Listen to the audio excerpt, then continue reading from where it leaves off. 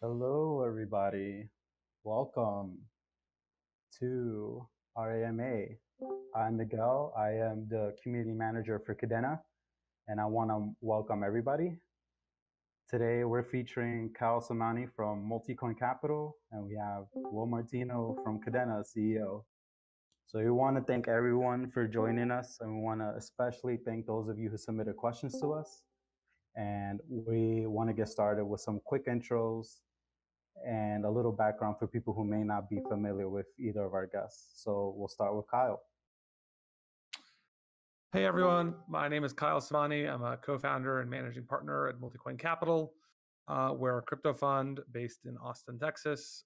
We have been around formally as a fund since October of 2017. So I guess we're coming in on 18 months now, which I think by crypto standards is old, although by most other standards it's not very old. We spend basically all of our time and energy learning about the crypto space and investing in both protocols and companies in and around blockchain. We bias more towards tokens than equity, but we do invest in both. We have, I think, 12 full-time employees now in both Austin, and we have a handful in New York. Sorry, Will and I met at Consensus Invest in November 2017. And we had the good fortune to invest, I think, just a couple months thereafter. So we've been investors now for, I think, a year and change or so. I'm relatively known for having somewhat contrarian views in the crypto space. I'm also somewhat well known for publishing a blog at multicoin.capital's website that talks about all kinds of things: valuations, token models, technology stacks, kind of all of the above. I love writing. I've been writing since 2013, and it fortunately fits well in crypto. So that's a quick summary and introduction to Kyle and MultiCoin. Great, thanks, Kyle. So let's hear from Will. Will, go for it. Sure. So I am Will Martino, founder and CEO of Kadena. Quick background was that I got my start in crypto in probably one of the stranger ways. I was at the SEC as the lead engineer for a quant group that was building data analysis tools that are now used nationwide. And when I was there, Valerie started the cryptocurrency working group, and I raised my hand to be the first tech lead. Ended up working on some exams of different exchanges that went down, and then eventually got tired of working in the government, left, went to JP Morgan, and that's where I met my co-founder, Stuart Popejoy. He was running a desk in the group that became the Blockchain Center of Excellence, which then went on to sometime later release Quorum. Stu and I started working on blockchain and also building out a team there pretty quickly, and we built and deployed effectively JP Morgan Coin version 0. This was running on top of Juno, which was at that time, I think it was the fastest private blockchain. It was doing international payments inside of JP Morgan. It was open source, released a Hyperledger, and then Stu and I left after about a year of working on blockchain because we had all these technical questions we knew needed to get answered and didn't think that being at JP Morgan was the right place to push emerging tech. Founded Kadena in 2016 with him. We focused on enterprise for the first year, building out a high performance private chain, so deterministic BFT consensus and Pact, our smart contract language. And after about a year, we got a couple clients and started working on putting Pact onto a public chain, which is, and then as we started thinking about putting it onto a public chain, Chainweb kind of was something that we discovered, innovated in consensus, however you want to define it. And that'll be the topic of this AMA. One thing I do want to say is, again, to thank Kyle for taking the time and for being a supporter for so long. One of my favorite parts about Kyle is that he has strong opinions and he doesn't hesitate to say them loudly and go on the record with them. And in this space, that can be a bit rare.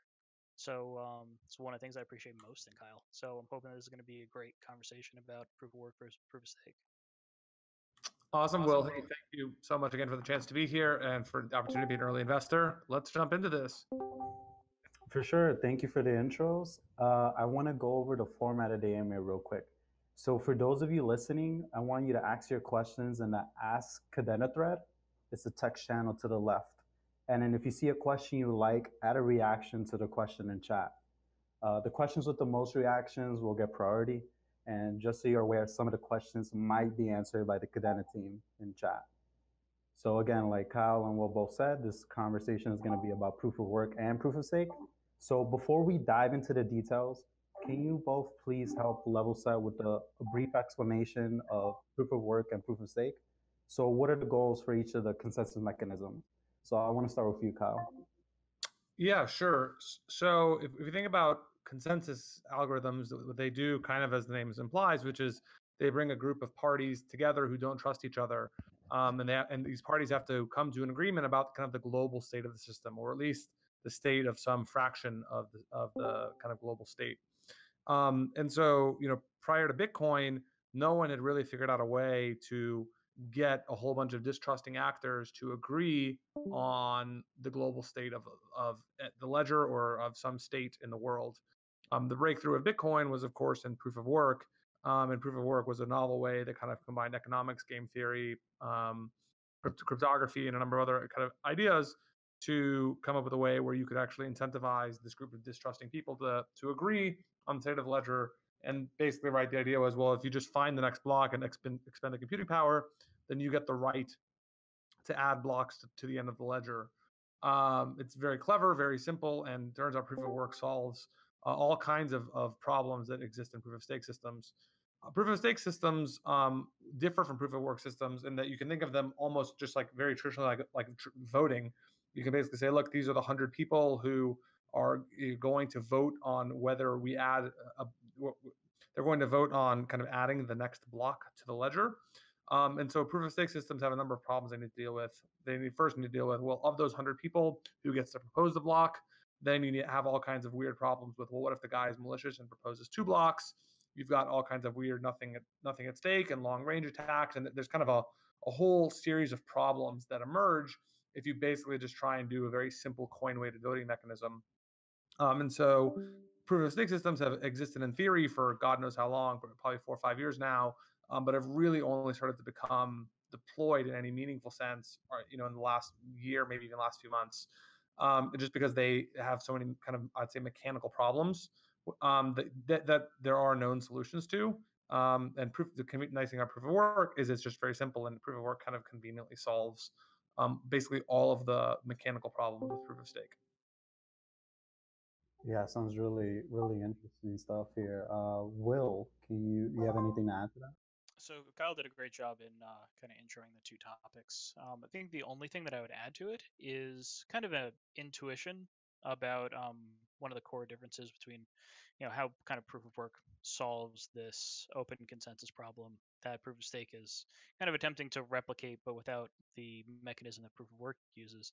And that's that proof of work is unique in that it allows people to, I mean, they're both about voting. It's just how are you voting? In proof of stake, you are quite literally voting, and you're kind of taking Paxos and traditional visiting fault tolerant consensus algorithms and building them out to be these public, really production ready systems.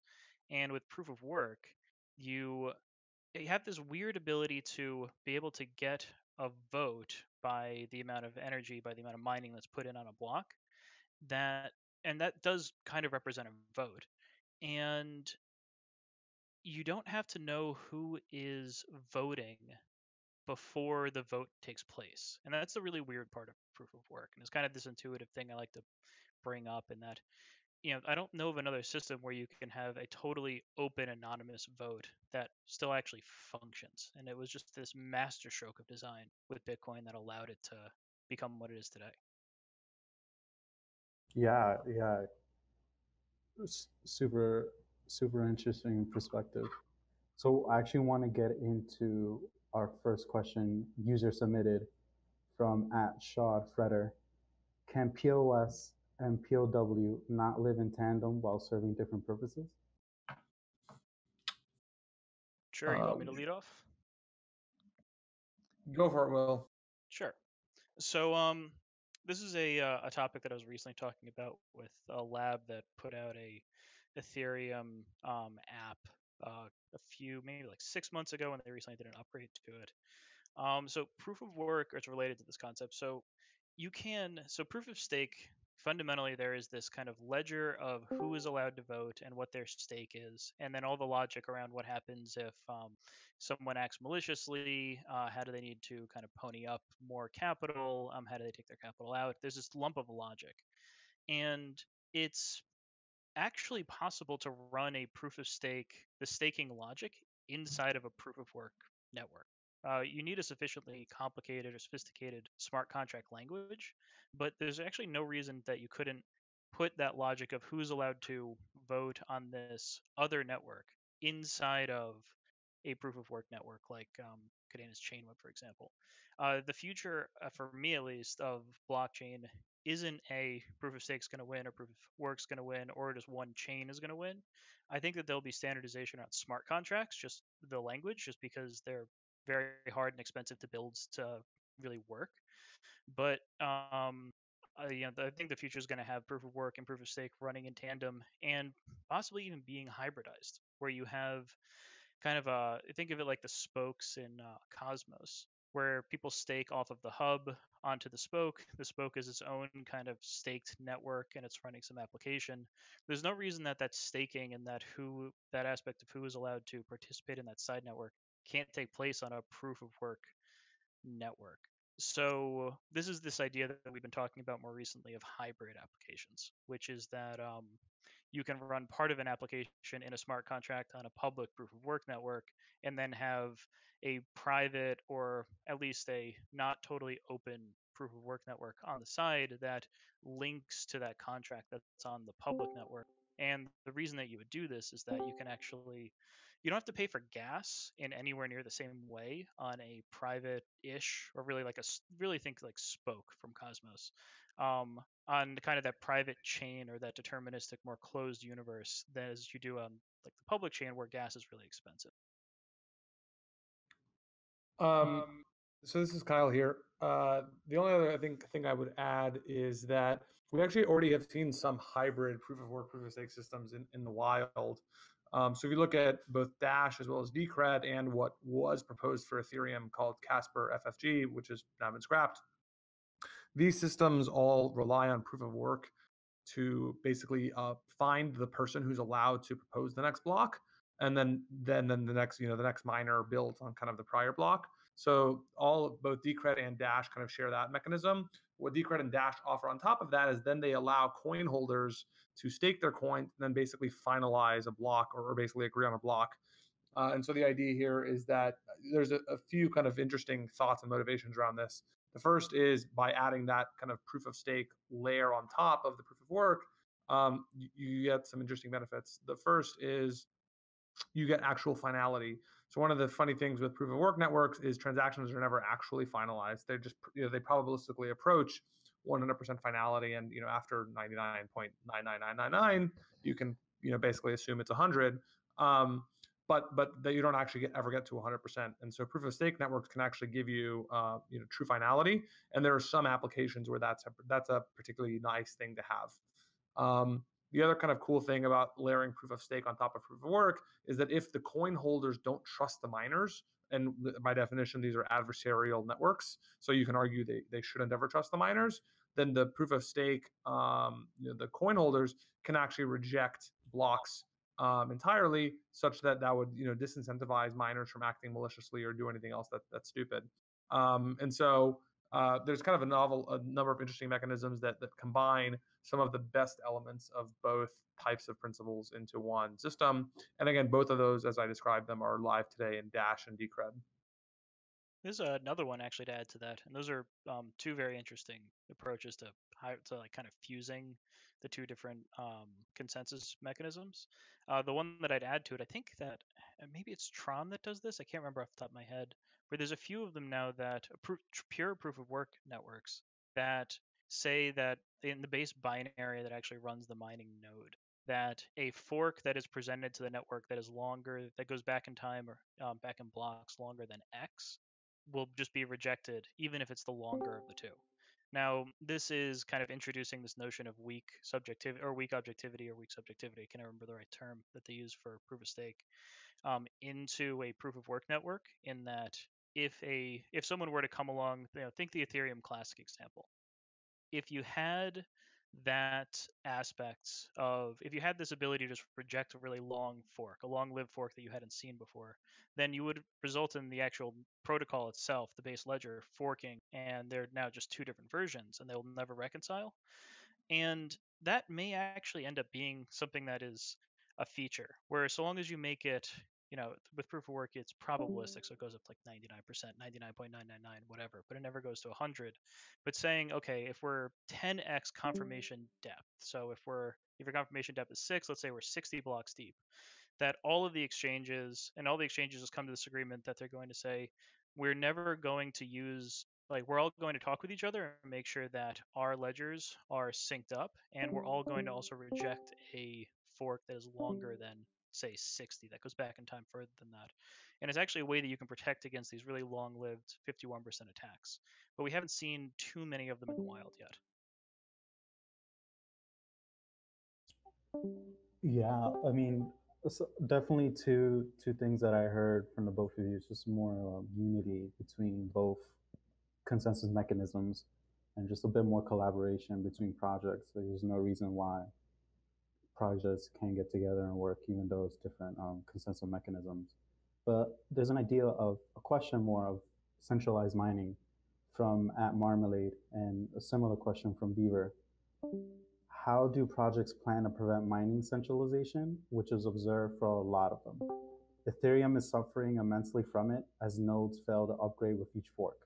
So he's just curious to hear what the solution is on a long-term basis. I'll start with Will. So it's a tricky problem, and I'm not actually sure that it's possible to solve it for proof of work or proof of stake and have a kind of open, anonymous base protocol. If you're going to reveal who the actual identity of all the stakers on a proof of stake network, then you would be able to make these requirements and say, okay, this thing needs to be really decentralized. But for mining decentralization, I would almost repivot the question and say that, like, large scale miners, one of the biggest problems we have with proof of work is that the miners and the users and the businesses that are running the network, all of their interests aren't aligned yet. And if you were to align them all in the same direction, then you could get into a situation where you don't really mind if you have large miners, because the miners want the same thing that you want and that businesses want. So right now, users don't want there to be too much mining centralization. The miners want to have more users and more throughput, and that's how we got kind of the Bitcoin Cash fork. But if you were to have a network where greater adoption is like, a way that miners want more users, users want lower fees, and businesses want to know that the throughput of the actual network is going to be there to support their business. If you can have a network that has a clear roadmap to getting all three of those at the same time, then it becomes a little bit less of a concern. And large scale miners start to become actually a pretty useful feature for the network. And this is what Chainweb does. So, we start with 10 chains braided in parallel, and then we can hard fork to larger and larger configurations. So we go from 10 to 20, 20 to 100, 100 to 500, etc. And that increases the throughput every time. The energy use stays basically the same, but it also decreases congestion because you have more throughput. So you end up in the situation where the miners are acting as the global load balancers and global validators of the entire network, the high throughput, proof of work transactional network that's running. And you end up not minding it as much because the big miners, they don't want to spend capital for no reason to just say, okay, we're going to hard fork to 100,000 chains. They only want to go to the point at which it's going to be profitable for them. But it's in your interest for them to also say, okay, we want to, your interests and their interests end up being kind of the same, in that you don't want to pay high fees, so you want lower congestion of the network itself, so you hard fork to a bigger configuration. It's kind of my answer to it. Yeah. So just to layer on to that, it's not clear to me that you can't avoid it in the long run. I mean, with what we've seen with proof of work networks specifically is that all hashing algorithms can be ASICed. There were hypotheses for things that couldn't be ASICed. Ethereum was supposed to be hard. Litecoin was supposed to be hard. Monero was supposed to be hard. But basically, every kind of a hypothesis around preventing chip manufacturers from developing specialized circuits, those hypotheses seem to have failed, and we actually now have quite a bit of ample market evidence to suggest that that's not possible. And so I don't think you can. I don't think you can economically prevent centralization of miners. What you can do is, as the market gets more efficient over time, is you'd expect multiple chip manufacturers to arise, and so Bitmain has been a monopoly in Bitcoin mining for some time. That is changing, and I expect that trend to accelerate, kind of moving forward.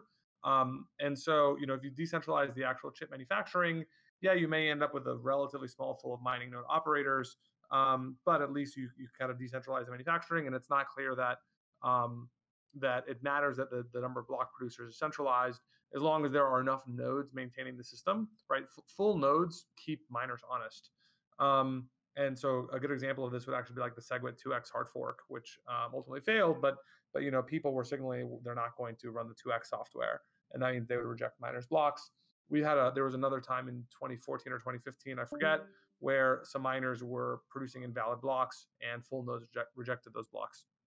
So I don't think it's a problem that there's not that many people who can propose blocks. What is important is that there are a lot of people who can verify blocks. And then this is actually, when you look at something like Kadena, this is extra beneficial because, right, like the big concern in Bitcoin is if we increase the block size, is that people won't be able to download blocks on their computers at home. What's nice about Kadena is because of Chainweb, you kind of break the system up into all these pieces.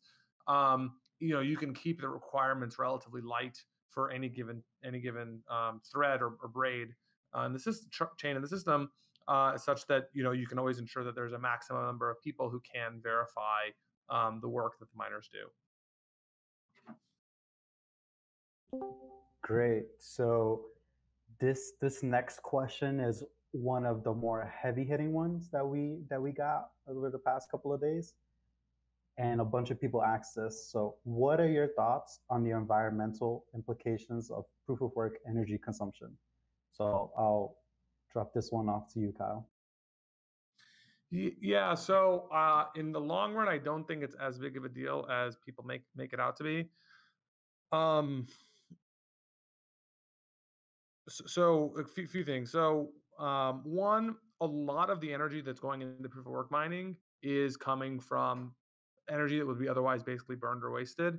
So the kind of dams in China, the geothermal stuff in Iceland, there's the solar power, the solar wind farms in Texas, all these kinds of places. These are actually places, there's a lot of parts of the electricity grid that produce too much energy, and they cannot transport that energy to other parts of the grid that need it. And so those sections of the grid actually comprise a huge, huge, huge percentage of overall Bitcoin mining. So you see the stats like Bitcoin requires more energy than the country of Iceland or whatever. That's really just not a reasonable statement, because it doesn't really account for the fact that so much of Bitcoin mining today, or all proof of work mining, happens in that kind of lens. So the problem is generally overstated. The other thing that's nice about Bitcoin mining is it gives entrepreneurs a strong reason to innovate, to come up with clever electricity solutions. So like let's say Bitcoin, let's just say for simple math that Bitcoin produces 1%, drives marginal energy consumption 1% on a global basis, which we have no reason to believe it's at 1% or even close to 1%, but let's just say it's 1% for simple math. Well, if entrepreneurs around the world can devise ways to produce electricity on average 1% more efficiently around the world, then that actually reduces, right, aggregate energy, kind of consumption of natural resources. And so the nice thing about Bitcoin is it actually gives you a lot of motive to find new ways to produce energy more efficiently. So overall, kind of as I put on, both the fact that a lot of energy is free and the fact that for the energy that's not free, there's a strong motivation to find cheaper ways to do it. Overall, I'm not very concerned about kind of the long-term environmental impacts. Yeah, those yeah, a great kind of summary of a lot of my thoughts. Only I think one thing I'd add to the discussion of how the electricity grid works is that a lot of people aren't aware of this, that the grid, we don't really have the ability to store electricity in large quantities right now. Probably the best example of to what ends you have to go to is there's a man-made lake out in Britain that when the grid has excess energy, the turbines that are below the lake, because the lake's up in a mountain, the turbines pump water into this lake. And then when the grid needs more energy, they switch the direction and the turbines generate electricity to put back into the grid. It's incredibly inefficient, but it does exist. So this is one of the like the weird things of the electricity grid is that let's say that the numbers are right and that Bitcoin does use some hilariously large amount of electricity, and the numbers are not right, but it doesn't matter, and it's more than, I don't know, the country of Iceland. The dam in, I think it's Sichuan, in China, where a lot of the Bitcoin mining goes on, that dam itself produces more electricity than the average that is wasted, that is just like excess, than the country of Iceland itself uses on an average basis. It's just that we have this tremendous amount of extra electricity because that's how the grid works. So a lot of the times people actually get paid, you can get these into these arrangements where the electricity company will pay you to take the electricity because they need to get rid of it somehow. And a lot of miners do actually work off of kind of these kind of spot rates for electricity. I think the other thing that I would mention is that, and this is a book recommendation for people, is there's a book called "Trust Me, I'm Lying," and it's about how you use the blogosphere and modern media to make something that isn't true into reality. And it talks about how you start with very like low level base blog, and then how you get citations and you have interviews, and how you make this idea, this concept that isn't real, become not only truth but also make it onto the front page of like the New York Times or the Wall Street Journal. And we've seen this tactic, and this book, by the way, Trust Me, I'm Lying, it lays out the playbook for how to do this. I don't know if it still works, but we actually have seen it in the wild, in how the whole, all the stories about how Bitcoin is going to use more electricity than the rest of the world, than the entire world in 2 or 3 years, or how it's all dirty energy from China, from coal plants. In that, all of the citations and all the research come from one blog that is just digeconomist.com. And then even in that blog, when they reference numbers from bitcoinenergyconsumption.com actually redirects back to that blog. And you can actually, like, there now are some really good debunking articles about this. You can watch how the person who is behind this built this story up and brought it further and got it into the limelight, and then got peer-reviewed papers that were based off this false assumption. So the notion that Bitcoin is is affecting global warming in any reasonable way whatsoever is just utterly false, and it's actually a pretty amazing trick of using the modern media kind of system against itself. Yeah, definitely some interesting stuff, especially the title of the reference that you're making. And Dejected Brown Peacock just dropped a link in the chat saying Camber's study on mining, 80% of it is green/hydro. So interesting stuff. But our next question comes from, which got upvoted a lot. Sorry if I mispronounce your name, but Shanawaz. Do you guys feel it's a tragedy that proof of work burns so much money a year in scams and thefts? And we'll start with you, Will. No. So I come from a traditional banking background. I would disagree with the premise of the question.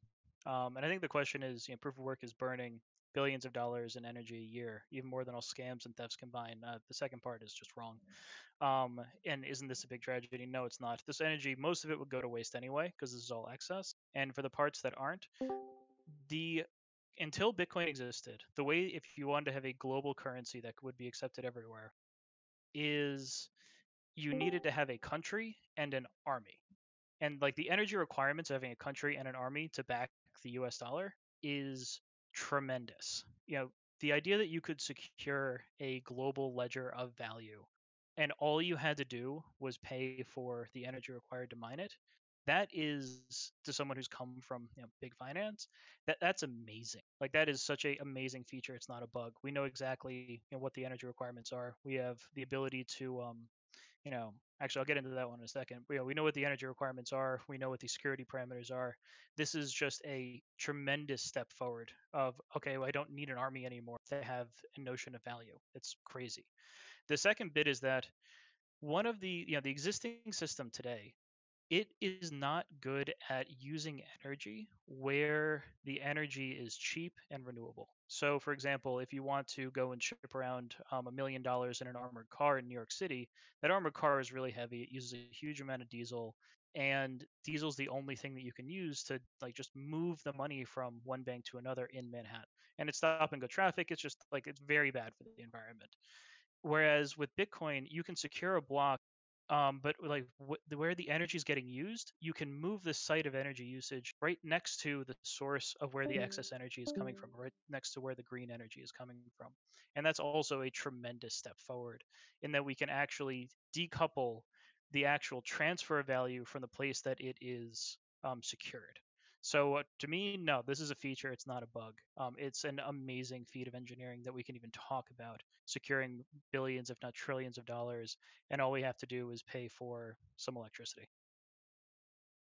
Yeah, the only thing I would add on top of that is, right, like miners mine because they have a profit motive, right? Miners are fundamentally arbitragers.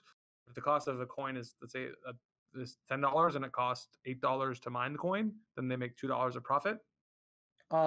So if in proof of work systems, that means they, find electricity and consume electricity to produce the coins. And proof of stake systems, that just means locking up capital and staking it in that system. And that comes with a natural opportunity cost of capital. And so, Will did a good job talking about the environmental cost, but the flip side is that in both systems, right, like these systems quite literally print money. And people will always, if we know how much money the system is going to print, people will spend up to that much money to get the kind of freely printed money. And so, whether that is being spent in the form of mining equipment and electricity, or whether that's being spent in the form of opportunity cost of capital, those are effectively the same thing in economic terms. So I don't think proof of work is more inefficient kind of on a financial basis. And then Will did a good job kind of covering the environmental one. Yeah, I completely agree with the both of you. We have our next question from ZK Snuff. He says, wealth centralization is easier in proof of work systems than POS, given all their factors are equivalent. Do you guys agree? And then another user, Crypto Moon, asks, how do you plan to widely or fairly distribute wealth after having private sales? So we'll start that off with Kyle. Yeah. So first part of the question is, does wealth centralize more in proof of work or proof of stake systems? So there's a theoretical argument that wealth will concentrate more in proof of stake systems than proof of work systems, because if you have coins, you can stake them. While that is theoretically true, in practice, we have no real reason yet to believe it will be true.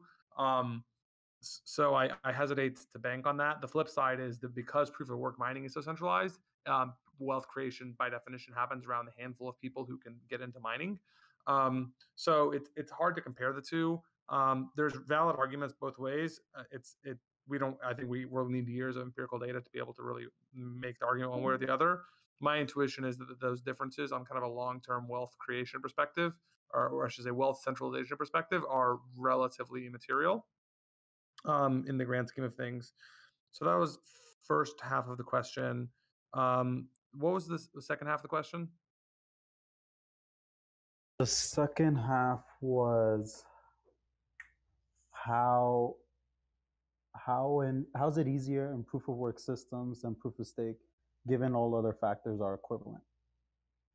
So he did that part. So the second part was, I think, really just for probably token distribution. That's what it was. Yeah, there you go. Yeah.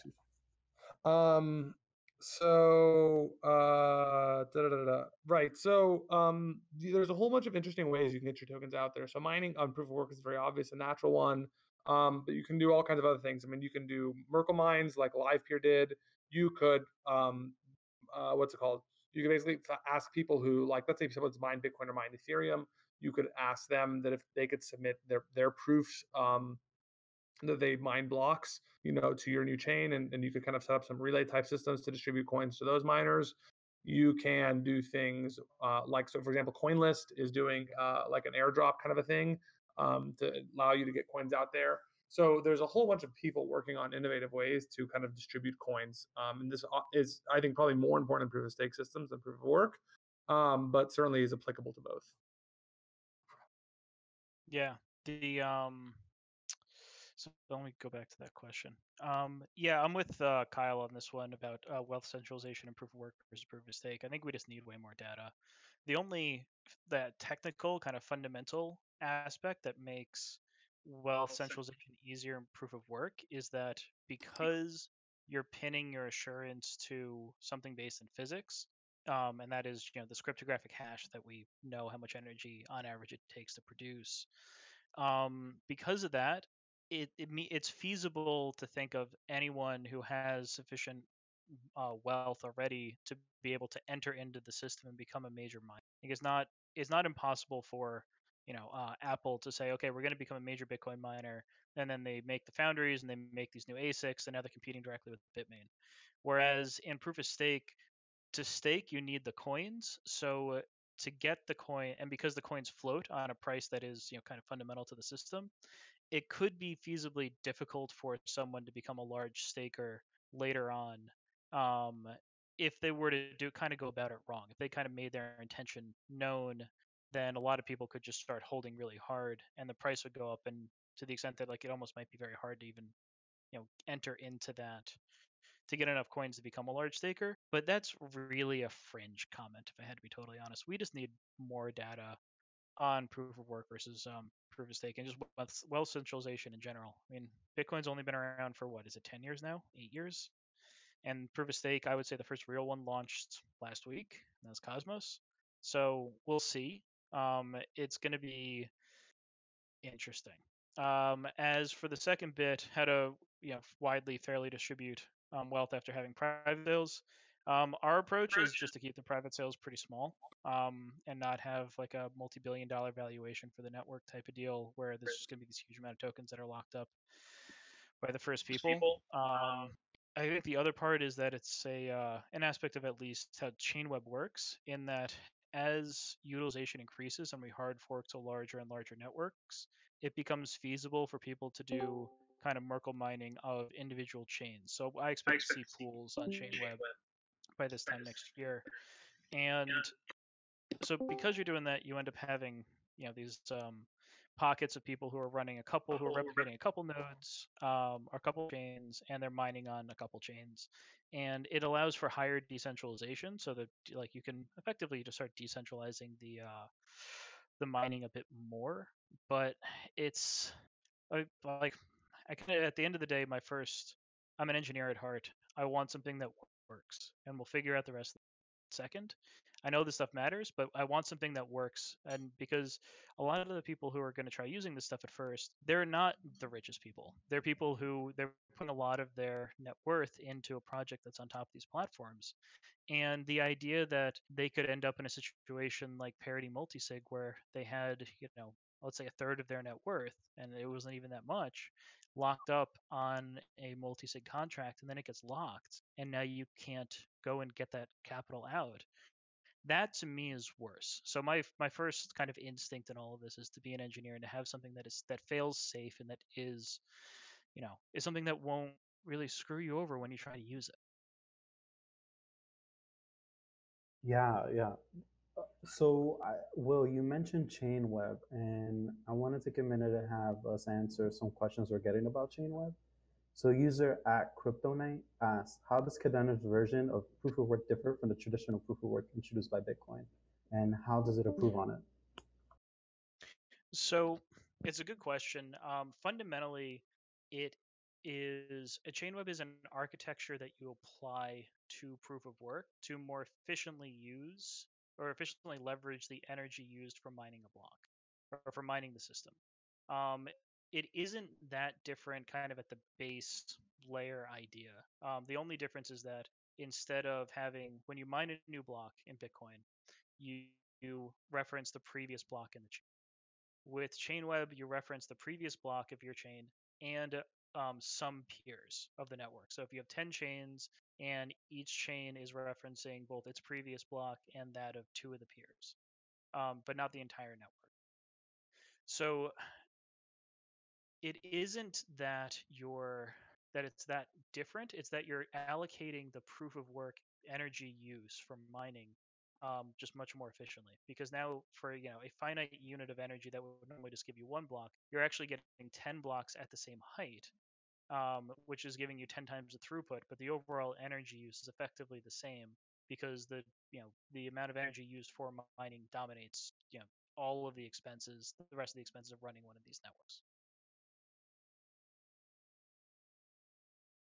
So, so then we have another interesting question here.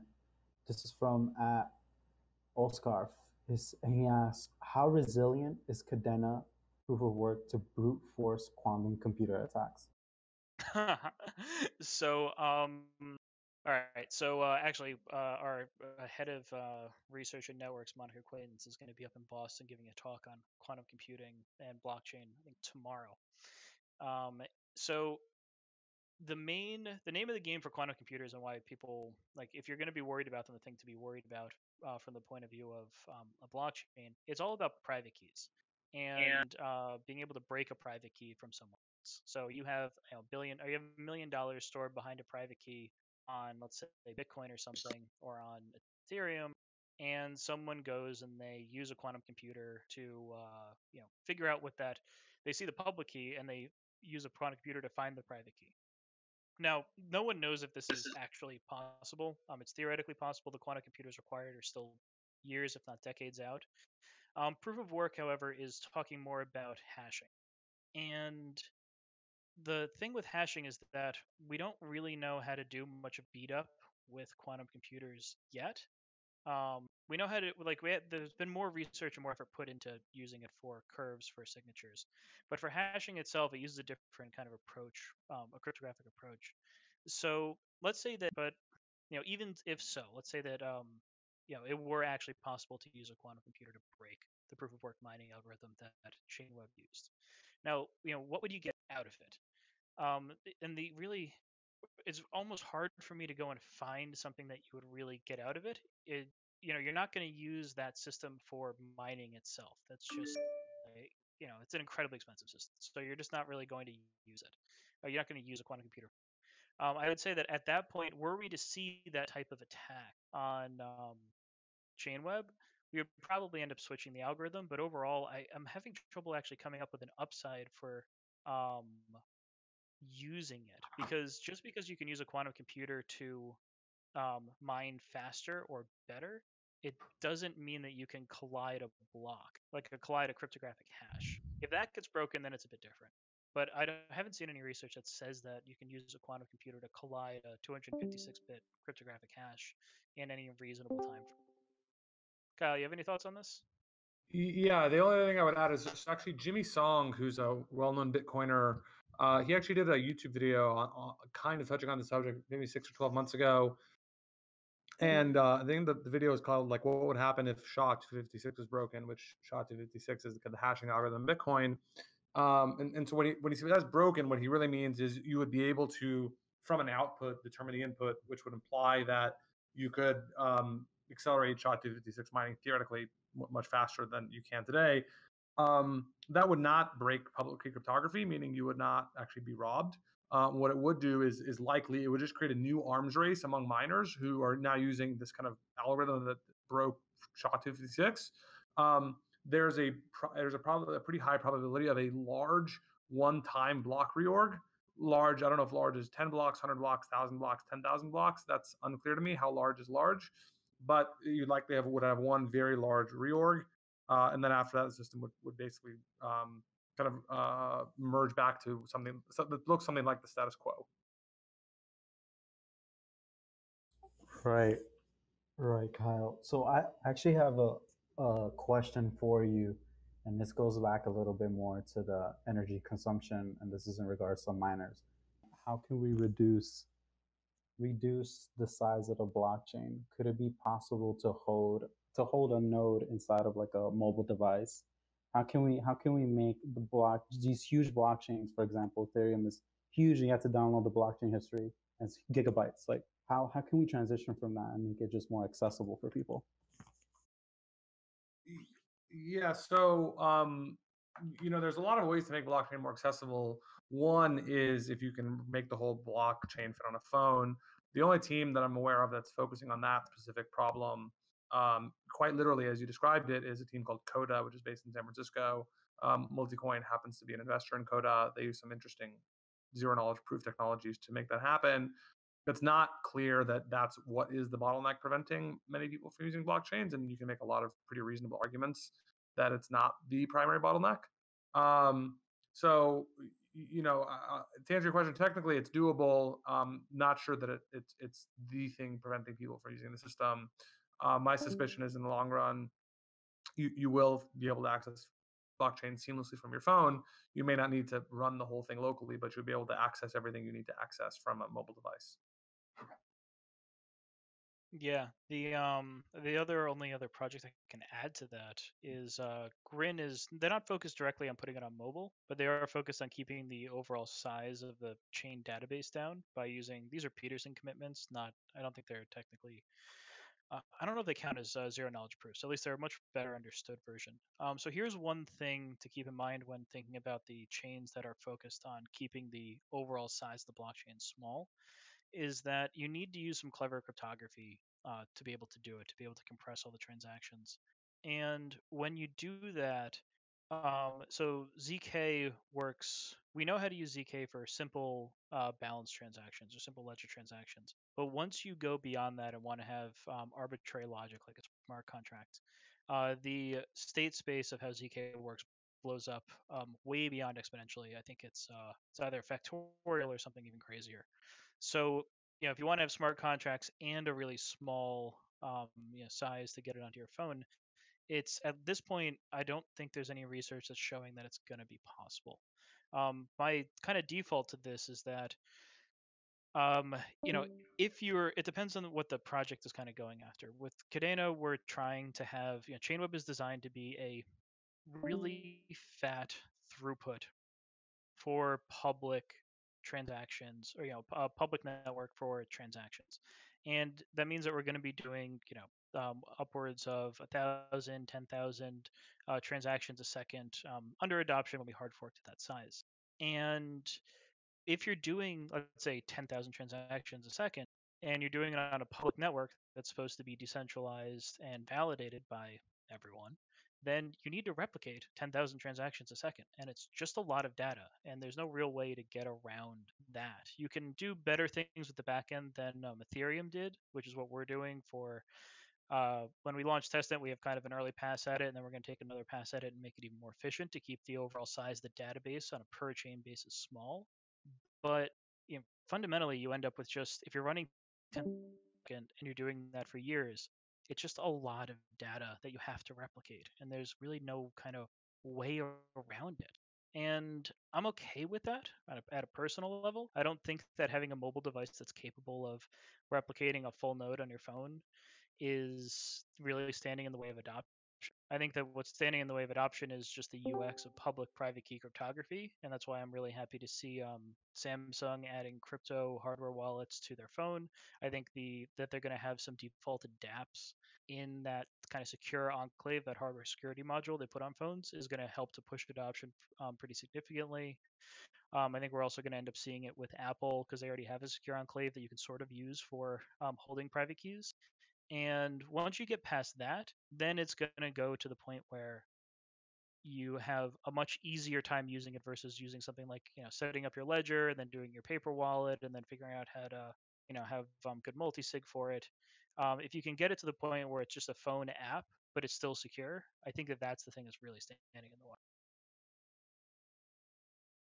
Yeah, totally. So we're at our 10-minute mark and we have room for about two, maybe three more questions. So this one is from our good friend Miner Wizard, and he's asking, oracles and the omnidirectional design seem to be a godsend to modern day smart contract complexities. However, what challenges are your teams facing in providing a novel solution like this? So let's start with what?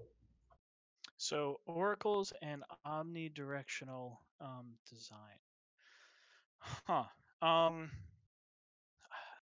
for challenges, I would say probably the challenges are ones that we've already faced, and that comes from Stu and I's background in finance. I think collectively we have 20 years doing fintech, and knowing so smart contracts especially. There's a certain type of engineer who sees smart contracts and their jaw hits the floor. Also, our recently hired, I think 3 or 4 months ago, tech PM Anaga immediately got private blockchains and smart contracts because she's lived in this environment of big enterprise back offices where you have this incredibly messy this thing that holds the state of the company, this database. And it's this huge mess, and you get called up on 2 a.m. on a Sunday because it went down and your application failed. Because some new developing team, in some other office, decided to go and add some part to the application, and they didn't have the full background of how the application, of how the database is supposed to be structured, and they screwed something up, and then everything broke. Like, this happens on a pretty regular, not completely regular, but not irregular basis, in big companies. E-commerce sites too. Our first hire, Monica, she was at Rent the Runway. She was the main systems engineer there, and she had the same thing of being on call 24/7, having the prod database go down because someone added something new and it crashed it. So the pain points really are kind of those and all the learnings, because when you're in that environment, you have a very good sense for what a if you were to reimagine smart contracts from scratch, what you would want them to have and what they would need to be able to actually integrate with larger corporations. So in Pact, for example, we have you have to be able to upgrade smart contracts. So when you make a smart contract in Pax, the first thing you do is you give it a name. The second thing you do is you give it a function that governs it. And this can be arbitrary. It can be Ethereum style governance where you just can't upgrade it ever. It can be a simple multi-sig, which is a natively supported aspect of Pact as well, or it can be a decentralized vote, or it can be any mix. It can also be crazy things like every Tuesday that happens to be a prime number. Anyone who has, I don't more than 10 coins in some ledger can go, or some ERC 20 equivalent can go and perform an upgrade. I mean, I wouldn't do that, but you could, because it's just a generalized solution.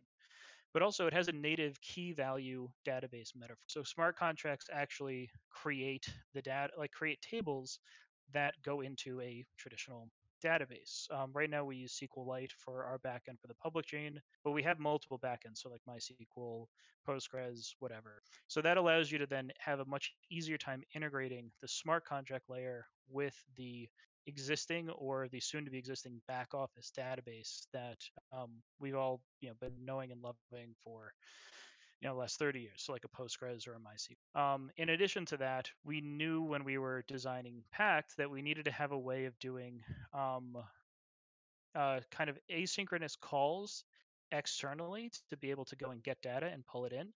And these are what are called pacts in Pact, PACTS. And these are coroutines, so they're multi-step transactions. Think of them like whenever someone says oracles from the point of view of blockchain, my first thought is the Bloomberg API, because the Bloomberg API is a type of thing that you can represent as a contract, put it on a blockchain, and then you can have other contracts, so long as you have the ability for contracts to interact, come and query that contract, pay a small fee, have that contract, have the servers that are supporting it go off and grab the data that you need and pull it back onto the main chain, and then have the initiating transaction continue. So probably the main pain, to sum it up, is our experience. Pact is a wonderfully easy to use language. It's designed by developers for, I would say developers, but also for lawyers and executives to be able to read and write, which makes it unbelievably easy to use from a dev perspective. Great. Do you have anything to add to that, Kyle? No, I think Will just about covered everything on that one. For sure, I agree. So let's do this one. It's a really fun question. So imagine it's 20 years in the future and one of these consensus mechanisms become obsolete. What would be the most likely reason for the downfall of proof of work or proof of stake, sorry. So we'll start with you, Kyle. So I think it's unlikely that either one of these dies anytime soon. If we were going to secure trillions of dollars of the world's value using these things, it makes sense to hedge your bets and just kind of have money on both. So I don't think they're either as likely to die soon. If anything, like the concerns for proof of stake are they're just so much more complex. There's just a lot more things that can go wrong. The concern for proof of work is you don't have some of the nice benefits of things like fast finality that kind of come with proof of work. It's unclear to me which of those variables matters kind of on a 20 or 30-year time horizon in terms of kind of thinking about tail risk. So unclear, but smart people are working on all of the above, and hopefully we never come to that situation. Yeah, I can't. I mean, Kyle definitely kind of hit the nail on the head on it. I really can't. You know, these things. I mean, obsolete is, I guess, the type of thing that could potentially happen. They're never going to just kind of stop working. And if they're superseded by something better, um, it's really kind of hard to say. Maybe. All right, I'm gonna reach out really far and just say something kind of crazy then. Let's say that we were able to have a mesh net, an effective mesh net that is globally spanning. I think that you may end up with a kind of weird consensus protocol that looks more like a gossip network that could run on top of it at that point. And so maybe that, because at that point things can be so decentralized that and where it's literally running on every device and everything's connected to everything else pretty directly, and there's no worry about censorship, that maybe, just maybe, there might be some novel consensus protocol in there that looks more gossipy than anything else. But I mean, it's going to be hard for proof of work to ever be obsolete. And proof of stake's kind of outside of the fast finality aspects of proof of stake. Proof of stake is fundamentally just trying to replicate what proof of work can do. So it's almost kind of like what feature, and I'm having trouble grasping it, of like what extra feature could we add to a public consensus and a public open consensus protocol that would be a total game changer from a uptake perspective. I'm having a hard time finding. Yeah, great. So I want to give you guys a chance to shout out any projects within the space that you are both interested in, or just any project you're excited about in general. Kyle, you want to start? Yeah, so one thing I'm pretty excited about is key management solutions. I think key management has been just generally an under we have the industry has not devoted enough energy into kind of trying to devise novel key management systems that are usable for consumers that deliver the kind of security guarantees and assurance guarantees that people want. I think this year we're going to see a number of key management solutions roll out that deliver a true seamless experience. It's actually not clear to me that what Samsung is rolling out is going to be particularly good on this front. As a simple example, while the Samsung solution may be great for that Samsung phone, most users today use applications across multiple devices. So you need to be whatever that system does on the Samsung phone, you need to be able to export that private key somehow and get it into another device. Um, Once you do that, you introduce all kinds of new security parameters and risks. Once you do that, you need to have a backup and a syncing solution. Once you do that, you need an account recovery system. And so you very quickly realize that while what Samsung did is great, I'm very happy they're doing it. I just don't think it's kind of a holistic solution for solving key management for users. And so I think this year we're going to see a number of the key management systems roll out. We did just invest in one recently. I'm unfortunately not at liberty to name it just yet. But I'm very excited to see that space get that layer of the stack improve, because as it improves, I think the user experience for all blockchain-based applications is going to improve substantially. Yeah. I mean, on that front, I totally agree. The key management is it's such a pain in the butt. I mean, the one that I've always keep my radar is Anchorage, which is Diogo Monica's. They've got some amazing tech and some really interesting approaches where, to make sure that the binaries haven't been undermined for the replicating servers, they replicate and they redo the actual. Oh, sorry, I logged out. Logged out of my computer by accident. They what is it? They actually rebuild pretty much all their infrastructure. I think it's every 2 days or something from scratch, just to make sure that in case something got undermined, it isn't long lived. As for the various hardware security modules, there is another kind of solution to it, which is that if you have native multisig in the baked into how the platform works, you could do something where like you have your Samsung key and you have your your Ledger Nano S key and you have some other key that are used for, and those comprise a multi-sig wallet. But instead of getting 2 of 3 signatures, you're going to do something like have 1 of 3, where it's just like you have once you have your device, like you can kind of sign a transaction from many of your devices, and that way you don't have to migrate your private keys around, because that is a huge problem and kind of the core of what a hardware security module is supposed to avoid. As for other projects, just Go Cosmos. Always been a big fan of them. So happy to see them launching. I'm finding it fascinating watching the race for validators to get stakers and watching the fees go down. Outside of that, and they're probably the one that I'm just the biggest fan of. So just Go Cosmos. Awesome. So I want to ask the both of you, what can we look out for from each of you soon? So Kyle?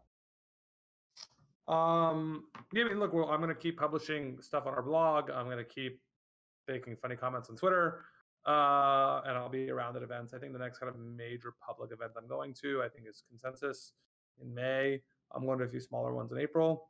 But I'm also just generally accessible on Twitter, so feel free to ping me anytime on Twitter. My Twitter name is @KyleSamani. And Will? Yeah, this is a lot of fun. Thanks again, Kyle, for swinging by.